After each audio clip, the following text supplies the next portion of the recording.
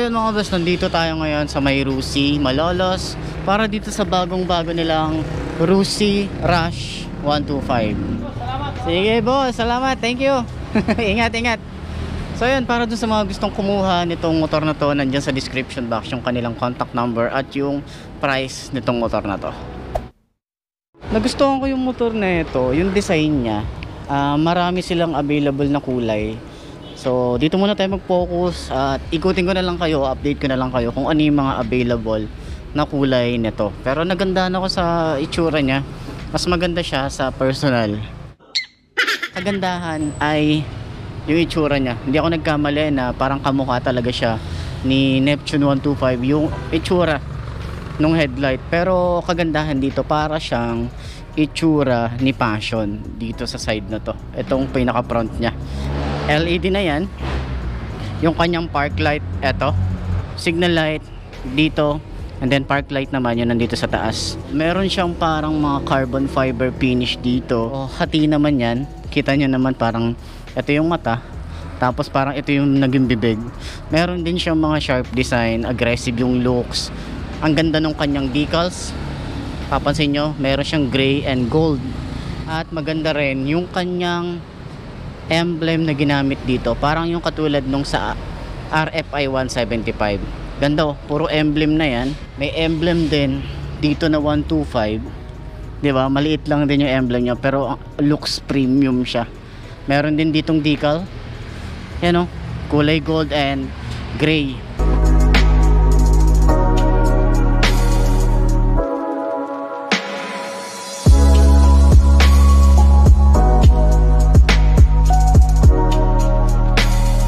Gandahan pa rito yung Rush is emblem din. Napakalupit, di ba? So, dito sa kanyang front, para sa kanyang handlebar, napaka-stylish. Aggressive yung looks, meron siya mga sharp design. Ang ganda nung design dito. Diba? Yung mga pa-curve na rito, para siyang merong maliit na windscreen. Ito matte finish. Yung pagka-glossy niya, ang ganda. Lalo na yung pintura. Tingnan nyo naman, meron siya mga glitter effect oh. Napakaganda ng pintura niya. Hindi ko sure dun sa iba kasi merong matte finish nito, so update ko kayo dun. Dito sa side is matte finish. Yan. May mga lining naman yan dyan. Ma-appreciate mo yung maliliit na details na ito. Dito sa side meron din siyang carbon fiber finish. Dito rin sa may bandang gilid, diba? Sa kanyang front fender, bulky siyang tingnan. And then yung kanyang front fender na ginamit dito, yung plastic niya flexible naman, stylish din. Meron din siya mga lining dito oh. Telescopic fork, medyo payat lang yung kanyang forks. And then yung kanyang pintura dito na simple lang, diba? So ito ay naka dual piston caliper, kulay red naman yan, at naka disc brake dito. So naka spider mugs dito or power mugs na sinasabi nila. Ito ay tube type. Ang size nito is 70/90 by 14. So para sa akin, advice ko sa inyo, gawin nyo na lang na tubeless. Kahit itong stock tires nya, pwede nyo nang gawin yan na tubeless, diba? May mga gumagawa naman nun, papalitan lang ng pito. Meron din tong extension, glossy finish din to. Maganda rin yung extension nito, tsaka maliit lang din, hindi naman siya tatama dito sa likod.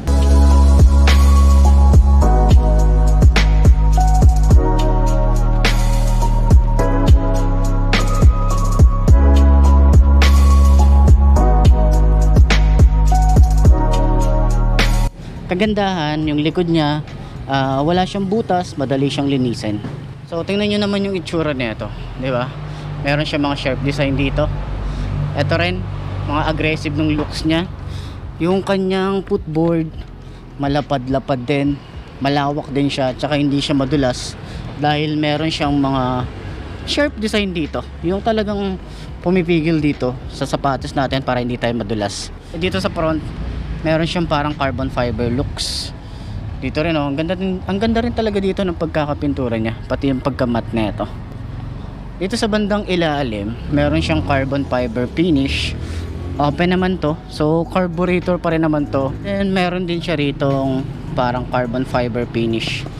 Talagang ano siya, looks premium siya. Mayroong siyang halo na glossy matte and then carbon fiber looks. Yung kanyang foot pegs para sa angkas, stylish din. Maganda rin yung paint dito, makapal-kapal din yung ginamit niyang metal. Yan, meron din siyang lock. So, ito ay air cooled yung kanyang blower, malaki-laki din. So rin kayo magpa-install dito ng cover. Alam ko marami namang nabibili na cover para dito sa blower niya. So sana magkaroon sila ng FI na ganito, no? Dito naman sa kanyang tambucho, malit-lit lang din, no? Tapos ito malaki na to, kapalaki siya. And then yung kanyang exhaust cover, stylish naman. Maganda yung plastic na ginamit dito. Meron din siyang parang chrome design. And ito yung kanyang itsura ng tambucho niya.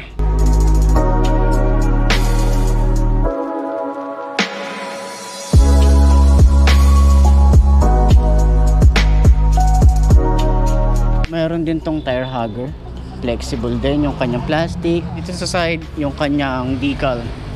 Tingnan nyo, 'di ba? Napaka minimalist lang, tsaka ang stylish ng datingan. Sa grab bar niya, ito yung design, matte finish naman yan. So aggressive din, maganda rin, may mga sharp design din siya rito. Sumasabay siya dito sa kanyang tail light. Ito ay halogen bulb, pati yung kanyang signal light halogen bulb pa rin. Pero malay naman natin, 'di ba? Sa mga susunod na taon magkaroon ng LED nito, 'di ba? So mayroon siyang reflector, merong LED rito na plate light. Malapad din yung kanyang rear fender, tapos flexible din 'yan. Meron siyang parang carbon fiber looks dito. Ito naman sa side yung bukasan ng upuan. Yan, so sana itong susian dito nandun na lang din sa ignition key, 'di ba? Yan, naka monoshock dito. Hindi siya adjustable, pero kung gusto niyo bumili ng mga mas magaganda or may baso, pwede rito. Maluwag-luwag din siya. So marami namang available yan sa aftermarket. Naka drum brake dito sa likod, naka mugs din. Yuanqing din yung kanyang brand. So ang size na ito 80 by 90 by 14. So tube type pa rin naman to. Pwede nyo na rin tong gawing tubeless, no? Pasadyaan nyo na lang. So yung kanyang filter, yan yung panggilid niya.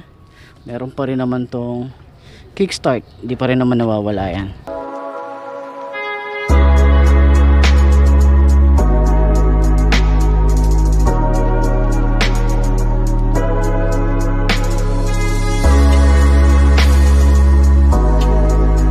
Yung kanyang panggilid, meron ditong nakalagay na Rusi, merong naka-emboss dito rin sa side, SC125 na naka-emboss.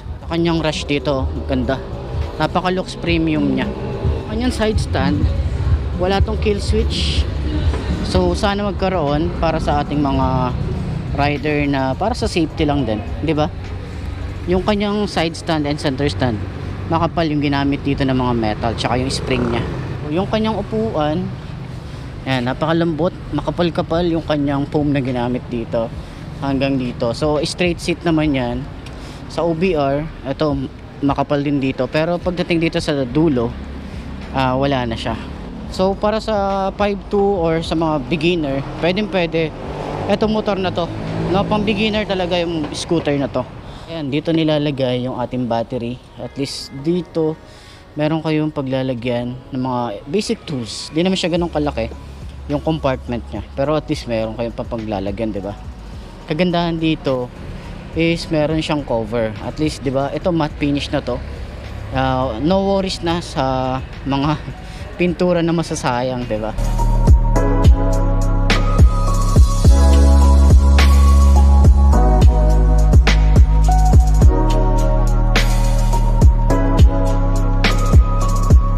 Suggestion ko lang, sana meron dito na saluhan na goma kapag tapon yung ating gas. At least meron dito sana sasalo, 'di ba? Para diretso na lang sa baba.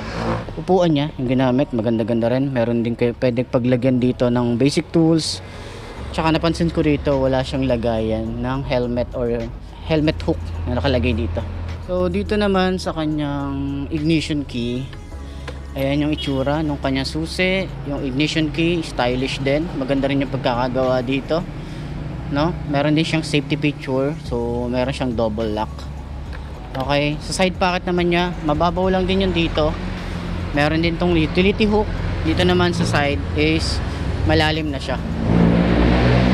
So meron siyang nakaabang dito, may napansin ako, may nalaglag na kulay itim na bilog. Ayan o, may nakaabang siya para sa USB port.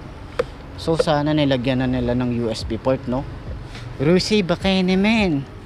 Pero kung magpapasadya kayo, kasi meron namang nabibili or nagpapa-install ng USB port, ayun, dito meron siya, 'di ba? Malalim naman yung ano rito, yung side pocket niya.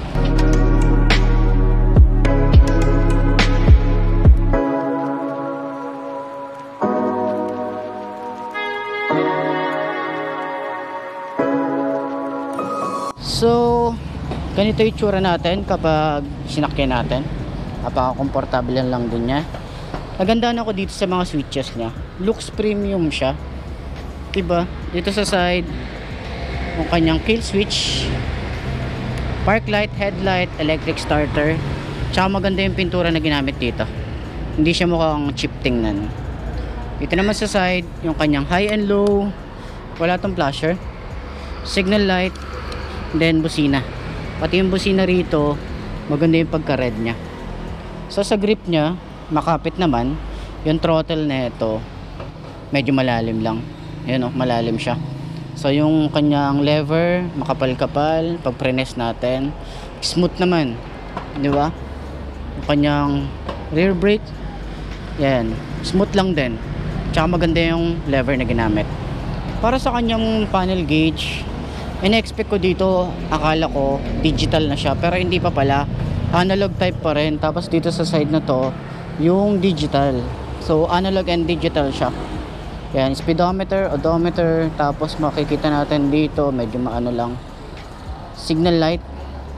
Tapos pag naka high beam dito, hindi ko sure kung ano rito, siguro oras or o kaya naman yung kanyang fuel, di ba? So merong Rusi dito na maliit na emblem, 'di ba?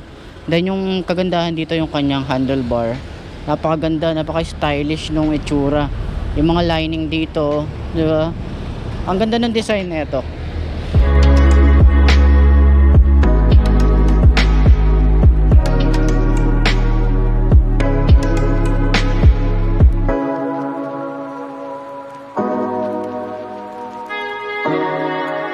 Para dun sa mga gustong kumuha nitong Rush 125 ng Rusi, nandiyan sa description box yung kanilang contact number at yung price nitong motor na to. Ayos na ayos yan. So yun nga mga best, no, ito na ba ang motor na babagi sa'yo? Kung ito na nga ay markahan mo na yan at mag-subscribe ka na sa aking YouTube channel, i-click mo na rin yung notification bell para updated ka sa lahat ng videos in-upload natin dito araw-araw. So lagi nyo tatandaan, wala sa brand ng motor ang itatagal yan. Kung di na sa pag-aalaga mo yan, tatagal yan. Ayos na ayos yan. So kita-kita na lang ulit tayo bukas. I'm Mark D. Ciao. Maraming salamat sa inyo. Bye bye.